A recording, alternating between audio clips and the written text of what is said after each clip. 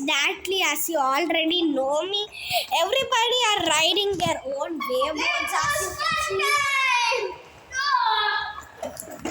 Oh my God!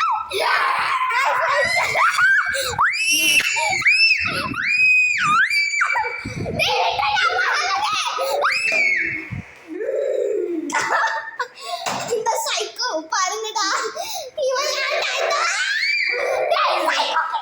காப்பாத்துங்கடா, எப்படி பைத்தியம் பிடிச்சிட்டு போற சைக்கோ மாதிரி பண்ணிட்டு இருக்கான். எப்ப பார்த்தாலும் ரெயின்போஸ் ஃபன் டைம்னு நம்ம பேரை சொல்லிட்டேங்களா?